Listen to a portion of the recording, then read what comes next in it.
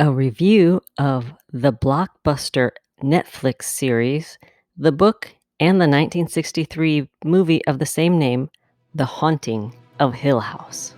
Hey, great, you found us. Thanks for tuning in. This is Not Good at Normal.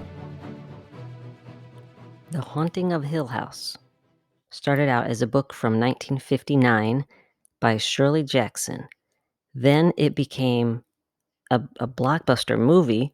It was called The Haunting, and it came out in 1963.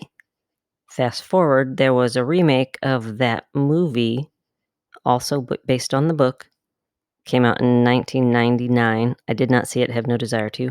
And then just a couple of years ago, Netflix came out with a show called The Haunting of Hill House. I really enjoyed the first movie from '63, standalone, didn't even know it was a book. I thought it was amazing and really, really suspenseful. Not because there was, like, so many things that were scary, but because, like, the camera angles, the use of light, the repetitive sounds, and just the some of the special effects, but it wasn't gory or bloody or blood and guts or screaming or any of that stuff that you think of a typical horror movie. I'm not into that at all, and that's why I really, really enjoyed this movie. And then I found out there was a book, so of course I'm a reader. I usually read the book first, but I didn't know it.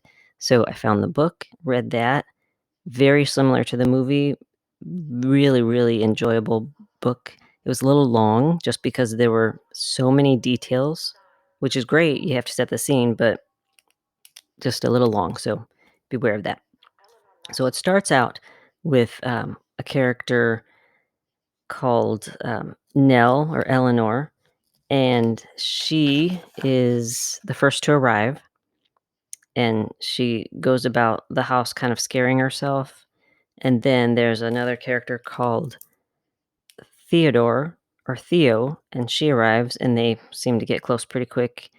Um, Certain things happen, and if you've not seen this movie or read the book, spoiler alert, right here, right now, turn away or pause it for a minute or whatever you need to do because a slight spoiler: the one of them does not survive to the end, and it is a female. And if you want further, if you've already seen her, you already know. If you have no desire to watch it, which I think you should, it's a classic.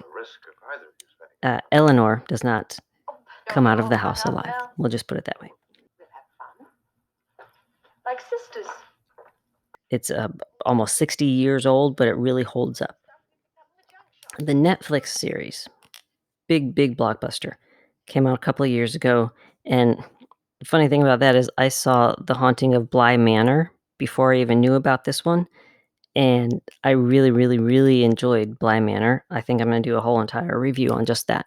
But, I didn't know, like, some of the same actors were in both, and, I mean, they have nothing to do with each other except that some of the same actors, the same, creator and writers, so both were really, really exciting.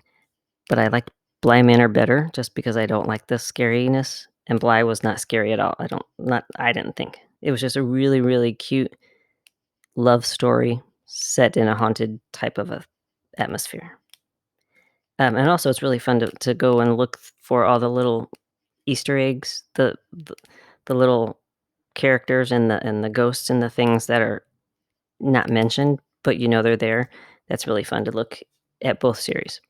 Coming from a historical perspective, it had nothing to do with the book, except there's a couple of characters with the same name, Eleanor or Nell. There's a Theo, and she's also gay, and the Crane family, the original Hill House of the book, the family's name is Crane, who built the house. There any other similarities? I can't think of right now, other than a few names. That's about it. But it's a really great show, and the characters are fantastic. The children actors that they've got for these 2 series on Netflix, phenomenal. Where'd they find these little munchkins? Because 'Cause they're so cute, and they're great actresses. They're perfectly splendid is what they are.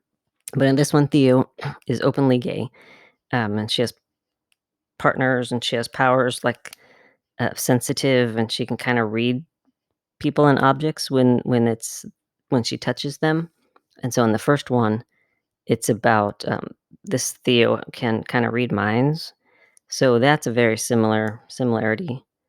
Um, I don't remember any of the other characters having any kind of special powers or anything, but the premise of the book and the first movie, obviously, is getting together these people who have some sort of supernatural or something that's happened to them, and, uh, the guy who's brought this group together to the house is going to do some research on them and kind of experiment, but that all goes awry because one of them through the course of the movie or the book, one of them becomes part of the house, I guess you could say, and therefore, toward the end that she dies and she stays at the house forever.